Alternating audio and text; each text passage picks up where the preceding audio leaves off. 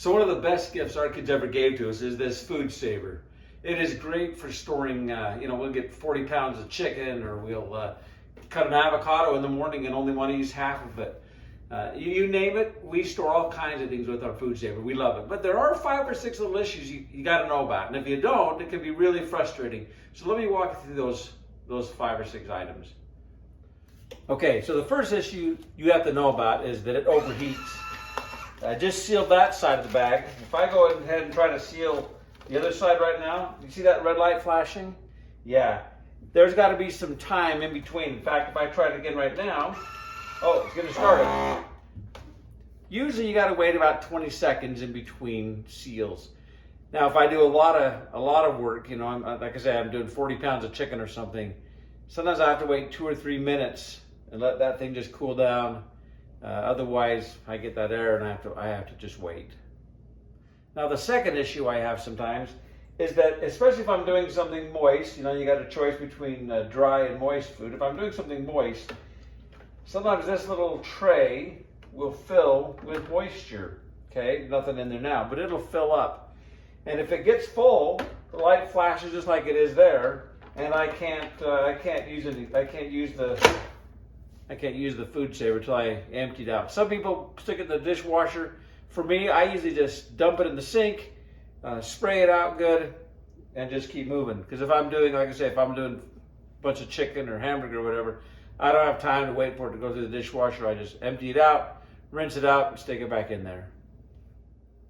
So the next issue I have has to do with me being a little bit cheap, and I make the bag smaller than it needs to be. I need to always pay attention to the little mark on the food saver bag that tells me how many inches I've got. So if I put this, I got this spoon, I cut the bag, I got the spoon, I try to put it in there, that spoon won't go inside and I can't seal it. I just got a bag that's just too small, and that doesn't work. I got to make sure the bag has at least 2 or 3 inches beyond what I need. Now the next issue is related to that being sort of cheap, and sometimes you're tempted to use a bag you've already sealed before. You tried it and for whatever reason it didn't seal for you, so you want to use it again. But what I found is if you try to seal over a previous seal, oftentimes it doesn't work. And then I just end up with a problem. And so don't try to seal where you've already got a seal. Now the next issue I've never had, but it has to do with being cheap again. You can buy your food saver bags at Costco or Sam's Club or wherever. And sometimes you can buy an off-brand. I never have bought the off-brand, but folks I've spoken with said if you use the off-brand, it may or may not work the way you hope with your food saver. So I always just stick with the food saver. Now the last issue is that sometimes, I'll go to seal something and I'll get that first light, that first indicator, the second light, the third light, and it won't get to the fourth and it won't seal. What it tells me, because I know that on my moisture has already been taken care of, but there's a seal that goes around. There's a gasket in that drawer. So some machines are a little bit different, but there's a gasket. You got to seal it. And so I'll get a wet washcloth or a wet sponge, and I'll wipe that seal off well, and close it up, and I'll find that, it works again for me. In fact, I've not done this yet, but I know that sometimes your seal can get old and needs to be replaced.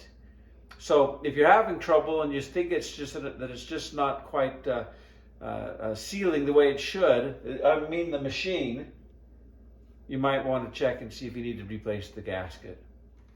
Well, there you go. There's the 5 or 6 issues that I've ever experienced with my food saver. We love it. Again, a great expenditure of the kids' money. I got no problem with it. Now do me a favor, click the subscribe button below, will you? I want to keep making these how-to videos, and your help would be greatly appreciated. Thanks.